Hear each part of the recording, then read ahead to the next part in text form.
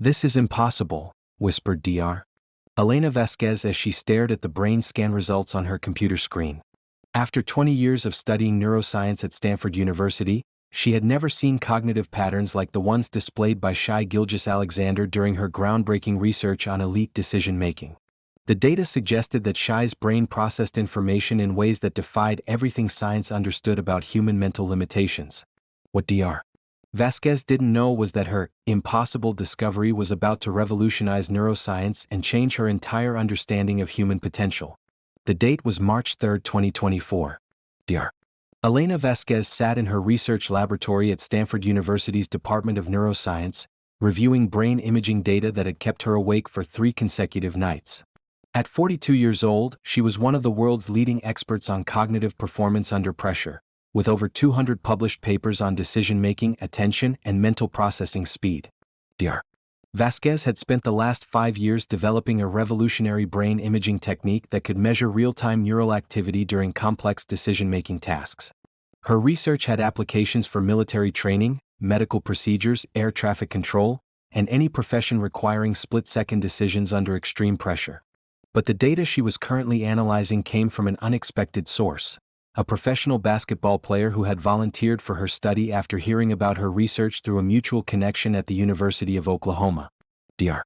Vasquez, you need to see this, her research assistant, David Chin, called from across the laboratory. The cognitive processing speeds we're measuring from subject number 47 are off the charts. I've recalibrated the equipment 3 times, and the results are consistent. Subject number 47 was the anonymous designation for Shai Gilgeous-Alexander, who had agreed to participate in Dr. Vasquez's study while maintaining confidentiality about his identity to ensure scientific objectivity. Dr. Vasquez walked over to David's workstation and examined the data visualization on his monitor. What she saw challenged everything she thought she understood about the limits of human cognitive performance. "David, these reaction times suggest that subject number 47 is processing visual information and making complex decisions 40% faster than our previous elite performers. That includes fighter pilots, emergency room surgeons, and professional gamers." David nodded, equally bewildered by the results. Dr. Vasquez, it gets stranger. Look at his multitasking capabilities. The brain scans showed that while most people experienced significant cognitive decline when handling multiple simultaneous tasks, subject number 47's mental performance actually improved when dealing with increased complexity. This suggests that his brain thrives on information overload rather than being overwhelmed by it, Dr. Vasquez observed. That's the opposite of what we see in 99% of the population. But what Dr. Vasquez discovered during her next round of testing would force her to question fundamental assumptions about human mental capacity. Dr. Vasquez designed a series of increasingly complex decision-making scenarios to determine the upper limits of subject number 47's cognitive abilities. The tests required participants to track multiple moving objects, make strategic predictions, and adapt to constantly changing variables while being monitored by advanced brain imaging equipment. Most elite performers began showing signs of mental fatigue and declining accuracy after 20 to 30 minutes of intense cognitive testing. But subject number 47 maintained peak performance for over 2 hours, with his decision-making actually becoming more precise as the tests became more difficult. Dr. Vasquez, this is unlike anything we've documented in our research, David said as they reviewed the session recordings. His brain activity suggests he's not just maintaining focus, he's entering deeper states of concentration as the challenges increase. Dr. Vasquez studied the neural imaging data, trying to understand what biological mechanisms could explain such extraordinary cognitive performance. David, look at his prefrontal cortex activity during the most complex scenarios. Instead of the typical stress response we see in high-pressure situations, he's showing patterns associated with flow states and optimal performance. The data suggested that subject number 47's brain had developed neural pathways that allowed him to use pressure and complexity as cognitive enhancers rather than performance inhibitors. However, what Dr. Vasquez discovered when she analyzed subject number 47's pattern recognition abilities would fundamentally change her understanding of human intelligence. Dr. Vasquez's next experiment tested participants' ability to identify subtle patterns and predict outcomes based on limited information. The scenarios were designed to simulate real-world situations where people must make crucial decisions with incomplete data. Subject number 47's performance was unprecedented. He correctly predicted outcomes in 94% of scenarios, compared to an average of 67% for other elite performers in the study. But the most remarkable finding was how he processed pattern recognition. Brain imaging showed that he was simultaneously analyzing multiple potential outcomes and assigning probability weights to each scenario in real time. Dr. Vasquez, it's like his brain is running multiple predictive models simultaneously, David observed.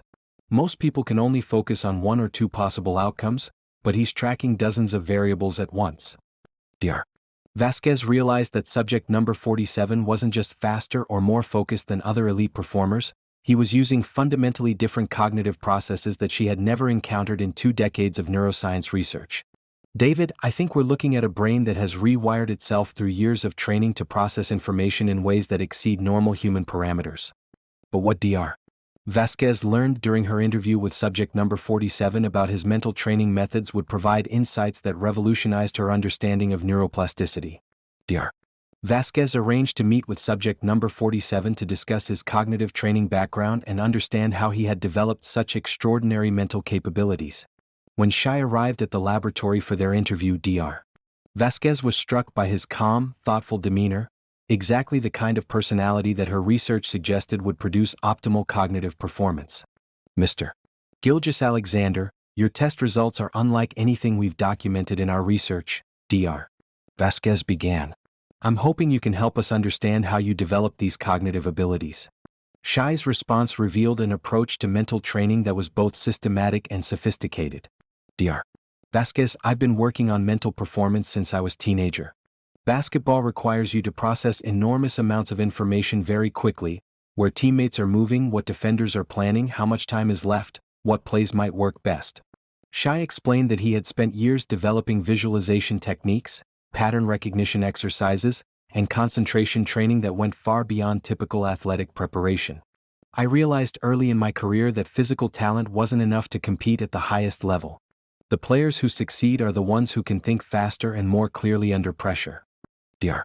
Vasquez was fascinated by Shai's description of his mental training regimen, which included daily meditation, complex visualization exercises, and deliberate practice in decision-making under artificial time pressure. What's most interesting is that you've essentially created your own neuroscience training program without formal education in brain science, Dr. Vasquez observed. But what Shai said next would inspire Dr. Vasquez to completely restructure her research focus and methodology. Dr. Vasquez, I think most people have the potential for much higher cognitive performance than they realize. The brain is like any other part of the body, it gets stronger when it's challenged systematically and consistently. Shai described his belief that cognitive limitations were often self-imposed rather than biologically fixed, and that proper training could help anyone improve their mental performance significantly. I've worked with teammates who thought they weren't smart enough to understand complex strategies or make quick decisions.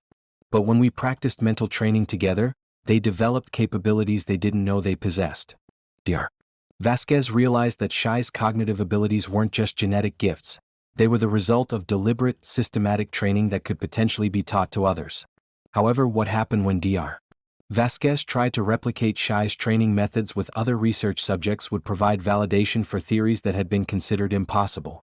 Dr. Vasquez designed a 6-month training program based on the mental techniques that Shai had described during their interview. She recruited 30 volunteers from various professions: surgeons, pilots, engineers, and graduate students, to test whether Shai's cognitive training methods could improve performance in other high-pressure fields. The training program included daily meditation, visualization exercises, pattern recognition drills, and decision-making practice under artificial time pressure. Participants underwent brain imaging before, during, and after the training to measure neurological changes. The results exceeded Dr. Vasquez's most optimistic projections. After 6 months of training, participants showed average improvements of 35% in reaction time, 28% in multitasking capability, and 42% in pattern recognition accuracy. More importantly, brain imaging revealed that participants had developed new neural pathways similar to those observed in Shai's cognitive testing. David, this is groundbreaking, Dr. Vasquez said as they reviewed the final results. We've demonstrated that elite cognitive performance can be trained and replicated across different populations and professions. The study's implications extended far beyond sports psychology into medical training, military preparation, educational methodology, and any field requiring high-level decision-making under pressure. But the most meaningful validation of Dr. Vasquez's research came when she presented her findings at the International Conference on Cognitive Performance, with Shai attending as a special guest. Dr. Vasquez's presentation, titled Neuroplasticity and Elite Decision-Making: Lessons from an Exceptional Cognitive Performer, was standing room only, with neuroscientists, psychologists, and performance researchers from around the world in attendance. Ladies and gentlemen, what we've discovered challenges fundamental assumptions about cognitive limitations. Dr. Vasquez began her presentation.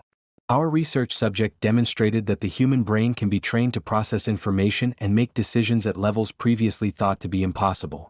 Dr.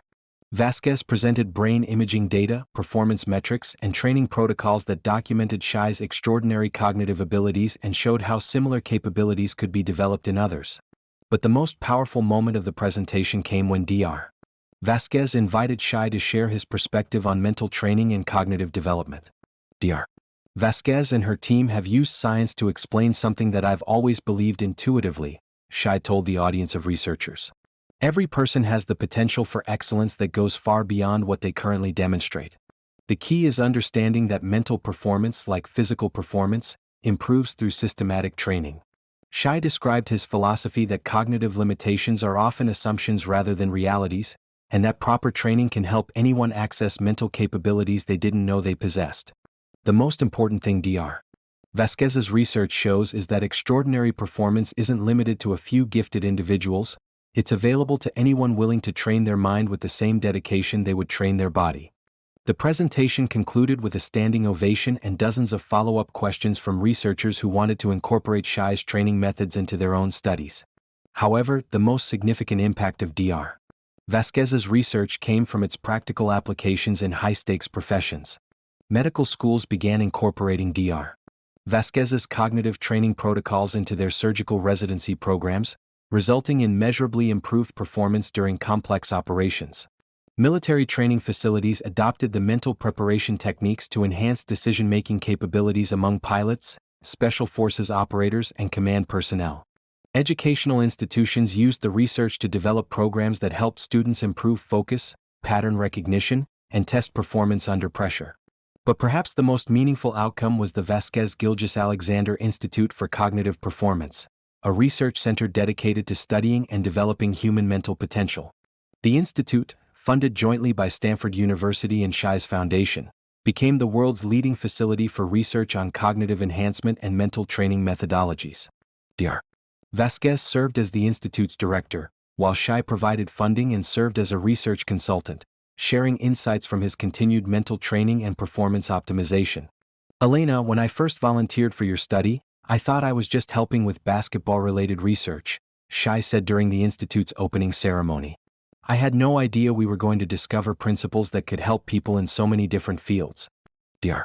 Vasquez smiled, thinking about how her impossible brain scan results had led to revolutionary discoveries about human cognitive potential. Shai, what your brain showed us is that the limits we think exist are often just the boundaries of what we've previously measured. Your willingness to be studied helped us understand that human potential is much greater than we ever imagined. The Institute's first major research publication, co-authored by Dr. Vasquez and Shai, was titled, The Trainable Brain: How Systematic Mental Practice Expands Cognitive Capabilities. The paper became one of the most cited neuroscience publications of the decade and established new standards for cognitive performance research. But the impact that meant the most to Dr. Vasquez was personal. She had learned that sometimes the most important scientific discoveries come from studying outliers who demonstrate what's possible rather than what's typical. 3 years after her initial impossible brain scan results, Dr. Vasquez received the Nobel Prize in Physiology or Medicine for her groundbreaking research on neuroplasticity and cognitive enhancement. During her acceptance speech, she made sure to acknowledge the person whose extraordinary brain had started her journey into understanding human potential. Scientific breakthroughs often come from studying individuals who demonstrate capabilities that seem impossible according to our current understanding, Dr. Vasquez told the Nobel Committee and global television audience. This research began with a basketball player whose cognitive performance was so extraordinary that it forced us to question everything we thought we knew about the limits of human mental capacity. She looked out at the audience, which included Shai and several participants from her cognitive training studies who had achieved remarkable improvements in their professional performance. What we learned is that excellence isn't limited to a few exceptional individuals, it's a potential that exists in every human brain, waiting to be developed through proper training and systematic practice. As Dr. Vasquez held her Nobel Prize, she thought about the brain scan results that had seemed impossible just 3 years earlier, and how they had led to discoveries that were changing lives around the world.